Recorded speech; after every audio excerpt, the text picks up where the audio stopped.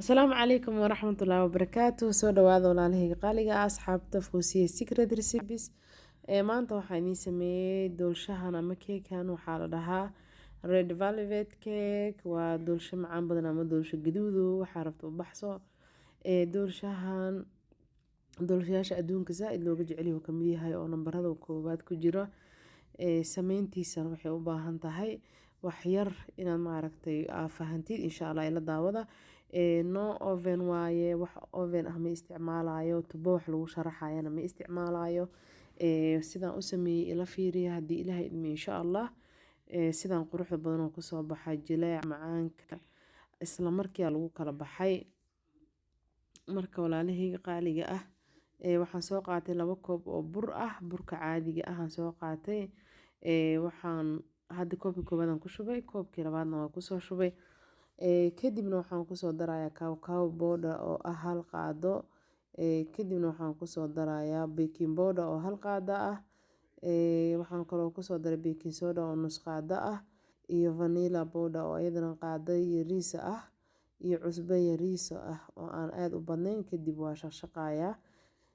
Shaqshaqa wuxuu naga caawinayaa in maaragtay waxyaabaha hadhowto oo ku dhibi lahaa qasitaanka ay hadda ku sii dhaafaan.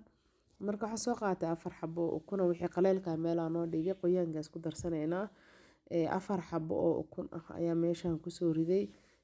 Ma isticmaalayna xataa mashiin oo maaragtay gacanta le ku luxluxeynaa ku qaseynaa aan ka wadaa. Kan gacanta qofka si gurigiisa u yaala saan rajeynayo. Kadib waxaan ku soo darayaa 1 koob iyo bar oo sokor kasta adiga oo ku taal nooc rabta ahaato. Ukunta iyo sokorta isdhex qas, isdhex raaci. Waxaa xaqiijisaa inay si fiican isugu milmaan oo sokortu ay baaba'do. Haddii kale hadhowtay ku dhibaysaa. Kadib waxaan ku soo daray 1 koob oo caano ah iyo nus koob ah dufan subag ama saliid waxaa rabta isticmaal. Kadibna waxaan ku soo daray vinegar nooca rabta isticmaal, kan cad iyo kan oo apple cider mid ka rabta isticmaal, ama white vinegar oo 1 qaado ah. Kaas wuxuu ka caawinayaa in baking soda-dana si fiican u kacdo, kalarka gaduudka noqon doono uu soo baxo. Kadib waxaan ku soo daray afaarihi qaleelka ahaa ee haddaaya isku darsanay. Waxaan iskula qaseynaa xulubka gacanta. Waxaa xaqiijisaa inay burbur dhanka lahayn oo si fiican isku dhex geli sidaa laga rabaa. Waa u jeedin hadda sidoo asaga dhan isku raacay. Kadib waxaan soo qaadanay rinjiga. Rinjiga midka loogu talagalay doolshaha isticmaal. Mid waxaa loogu talagalay jira xataa icing-ka ama shukulaatooyinka ama whipping cream-ka loogu talagalay jiro. Midna doolshaha loogu talagalay, kan doolshaha loogu talagalay isticmaal. Caano yariis aan ku soo qasay. Kadibna waa isku dhex qaso doolshihii aan ku qasay oo noo diyaarsanay. Marka isku soo milay waxaa isticmaali doonaa haddii ilaahay idmo 2 u kala qaybinayaa. Qaybna foornadan gelina, qaybna waxaan ku karinayaa gaaska. Maadaama qof kasta uusan haysanin foorno ama oven haysanin, labadaba waa ka dhigay 2 option aan ka dhigay si qof kasta uu uga faa'iideysto, ama xataa qofka soo haysta foorno aan rabin inuu isticmaalo. Weelasha isticmaalaya waa isla egyihiin, waan culusiin weelashan waa weelasha oo waxa waaye farsamada gacanta waaye oo gacanta lagu tumay. Midka caadiga ah originalka waa isticmaali kartaa. Marka kadib waxaan soo qaadanayaa bahashan oo ma arkino. Waxay naga caawineysaa parchment paper la dhahaa, waxay naga caawineysaa inuu si doolsho weelka qabsan. Aniga badanaa ma isticmaalo bahashaneetu, laakiin hadda waxaan isaga isticmaalayaa maadaama maaragtay aan gaasna isticmaalayo. Weelashan hadda aan doolshaha ku dubayana way igu cusub yihiin, hore mu isticmaali jirin. Marka waxaan isleeyahay iska hubso oo siima hal baa la siistaa. Keega si isla egaan u qaybiyey, 2 u kala qaybiyey. Adinka arki doontiin sidee ku soo kala baxaan haddii ilaahay idmo insha Allah. Qaybna toos oven ku aadaysaa, qaybna waxay gaadaysaa gas stove-ka ay aadaysaa. Gaaska ku karinayna haddii ilaahay idmo insha Allah ku dubaynaa. Laakiin markaad gaaska ku dubaysid bishardi waxaa waa inaa haysatid weel culus oo digsi oo kala culus inaa haysatid oo dabool fiican leh. Hadda digsiga xataa uu culus yahay oo daboolkiisa laakiin dabool hay'adda caadiga ahayd yahayna isticmaali kartaa. Waxaa keega wax kale ku sii dabooleysaa si ay saliirtu uga bixin. Marka dab hoose u geeyey 45 daqiiqo ilaa 50 loogu talagalay 50kii ku soo dhamaaday. Xoogaa korku qajac laakiin qatar ku soo baxay. Adaa arki doontid qaybtan kor waa iska jeclahay maadaama keega cream marinayo. kii kaloo foornada la geliyana asagana 18 daqiiqo diyaar ku noqday. labadoodiiba sida iskula soo baxeen isla aragno kaale iska aragay labadoodiiba kusoo baxeen. waa kana kii foornada bahasha baastaan ku gelinayaa inuu maarata qoyaan leeyahay in kale. kii kale oon ku kariyey digsigana waa kaasaa gadaasha qaybta gadaala aan ka aragno inuu gubtay in kale waa kaasaa waa nadiif wax gaare ma lahan waa ujeediin maahan walaalahayga. marka waxaan sameynaynaa qaybta koro adag waa iska jaraynaa maana la tuuraayo hee shaqo fiican inoo qabo doontaa adinka arki doontiin. qaybtan koro iska wareejiyey geesaha xataa farqiyada ah waa iska wareejinaa maadaama cream aan marinayo si keega jileec macaan ugu soo baxo qajac lahayn ma garatay.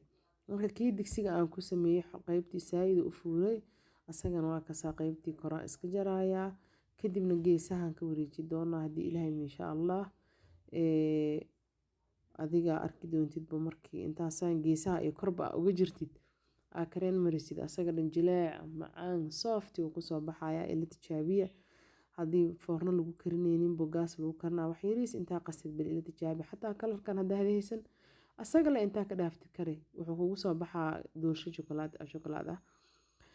qaybta hore haddana geesaha ka jarayaa waan ka jaray kadibna kareemkian inaan marsadaan soo diyaari doona dilaydmo dhinacyadii farqihiisaan budo uga dhigtay waxba waa ku sharixi doonaa keega.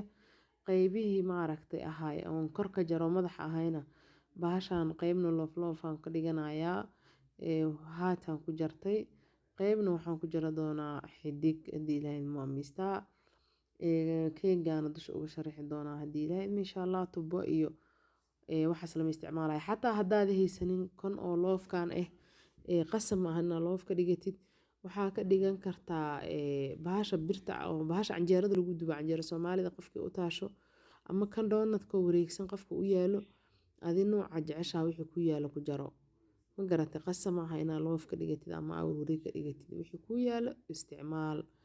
kan xidig waxaan u jaraynaa xidig maan dhahaa mase bil xidig waa haa kana xidigtii aan u jaraynaa haddii ilaahay insha allah dhowr xidigooda fiicana nooga soo baxayso.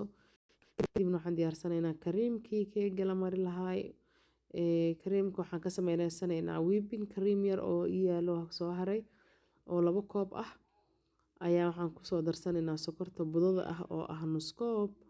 kadibna handi mixerka gacanta ah intaan qaadanaa iskula garaacaynaa kii weynaa ma isticmaalayo kii yaraayaa la isticmaalaya kan weynka waxa laga yaaba qofka inuu haysan oo hadhowti is dhaho kareemkan midiriis ma ku qasaa. marka kareemka waxaa ku qasan kartaa ama kan gacanta ah ama kan weyn ama xataa xurubka caadiga ah ku qasan kartaa laakiin gacmo xanuun kugu dilayaa.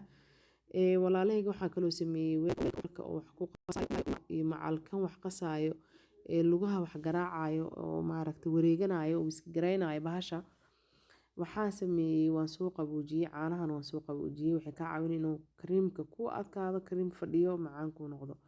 marka waa iga raali ahaada fiidiyoga qaybtii korma dubin keega qaybtii hoose aan soo dhigay kareem aan kor ka mariyey keeg galaan saara haddana kareem kalaan sii marinooya labada keeg hadda way saareen labadan keeg waa iska yaraayeen waxaa fiicneed ilaa 4 dabaq camal aa qatar kusoo bixi lahayd laakiin hawl fududeysay ahayd ayadoo casho la karinaa lagu dhex daray.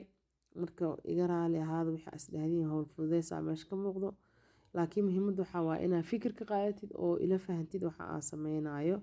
marka udhahayga qaaliga ah waxaa sameynaa keegii kareemkii dhexdaan kasoo marshay haddana kor iyo geesaha ku simayaa markaan ku simo kadibna waxaan ku sharixi doonaa alaabtii hadaaya aan soo jaaranay oo noo diyaarsaneed oo wadnaha iyo xidigta iyo waxaa isugu jireena insha allah. keeg waxaa kasoo baxaya inaa ila cuntiin ay fiicnaa lahayd meel kastoo ay joogtiin adduunkaba yaa kareemkan ku dhammeynaya inuu iga soo haraan diidayaa maadaama aan hadhowta bac ku shubeynin oo ku sharaxeynin. marka intii soo hartaan korka uga daray si fiican u simooyaa akhyaarta qaaliga ah waxaa commentiga igu soo gudbisaan wax kastoo maskaxdiina ka guuraya ramadaanka soo dhow maxaa jeceshiina in kasoo dhiso haddii ilaahay waxaan soo wadaa fooliyada sambuuska oo aan u baahnayn in la cajiimo ama la fidiyo aan u baahnayn oo sidii maaragtay intaa qasatid horey sidii wax la dubay camal loo isticmaalaa insha allah. waa idin soo wadaa fikiro badan oo macaana idin soo wadaa haddii ilaahay insha allah ramadaanka idinka fududay doono. waxaa sameeyey loofkii koraan ka soo saaray xidigihiina geesahan uga sharaxayaa. Although aan jeclaan lahaa inaan hoos geeyo anoo mashquulsan ayaan ku bilaabo sharaxaada, laakiin haddii aan maskaxdaydu joogto xidigahaas waxaan ugu talagalay meesha ugu hooseysa inaan geliyaa ugu talagalay. Kadib waxaan kusoo bilbilayaa kii hadaaya aan burbursanaa geesaha ugu soo bilbilayaa. Kaali iska arag ma kusoo bixinoo walaalahayga qaaliga mana fududo hawshaaneeto. Hadda janaalka haddaa ku cusub tahayna waxaan ku leeyahay subscribe saar, lacag kaama gadno, waa cusub geeskaada ka dhis.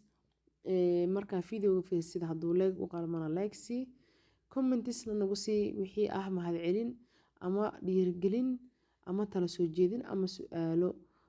Keegeena waa jarnay saano noogu soo baxay macaan maahano aniga idin cunay iyo caruurteyda iyo dhammaan familigeyga dhan.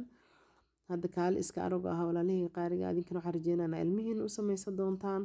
Waxaan idin leeyahay aad iyo aad ayaa ugu mahadsantihiin daawashadiina iyo waqtigiina qaaliga ah.